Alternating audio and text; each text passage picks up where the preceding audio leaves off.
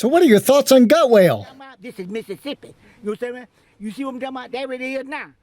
35 years I thought it was gonna change. Ain't changed the same damn thing. I got to say what to say. I tell you, they just bought food, all that meat stuff. They gonna go down the dream. See what I'm talking? Is they gonna pay for the food? Hell no. What the heck? Howdy folks, and welcome to Being Fun Gaming. And this is our review of Gutwhale. I'd like to thank the publisher for providing me a review copy of the game prior to its release. It was developed by Stuffed Wombat. What is this, amateur hour? It was published by those crafty guys over at Ratalaika. Did you hear that, achievement hunters?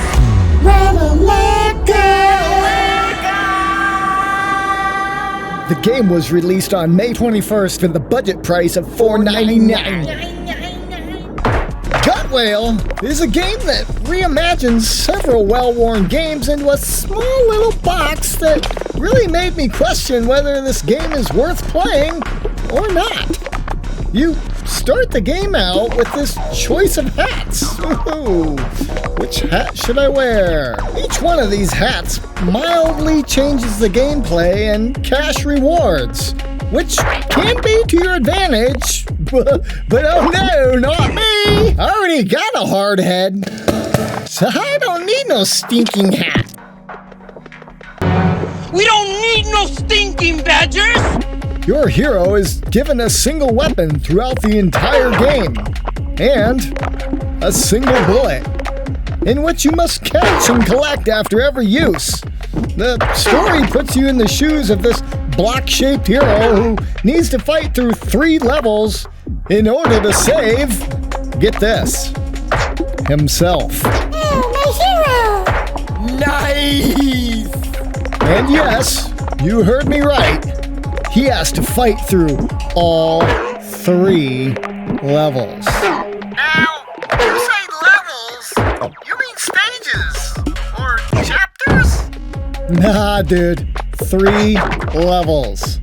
Each level is comprised of like 3 rooms to clear before moving on to the next. So, yes, this is a very small game with a very quick completion time. Here's a link to Bill's guide where he beats the game in 67 seconds. Yeah, I wish I could do that. And he hits the full completion in about 20 minutes. The difference between a playthrough and the completion times is the collectibles and challenges that you do need to complete and collect before getting the true ending. Are you sold yet? Probably not. Believe me, until I got past the small learning curve and got used to the player controls and figured out the predictable enemy movements. So, this is Gutwhale! Ew. Gutwhale? Hey, Dad, is that what they called you in high school? Gutwhale? Yeah, whatever. Isn't there a Minecraft server running somewhere you need to go catch? Yo! Speaking of catching, by now you've probably noticed a few gameplay elements that they've added, which actually saves the game from being an empty shell of its current presentation. After each level, you have the opportunity to feed the bullets to a frog. Do it!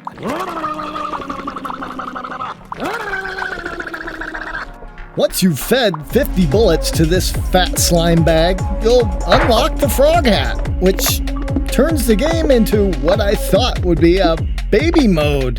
As the description on the hat says, it'll turn all of your enemies into frogs. Well, alright!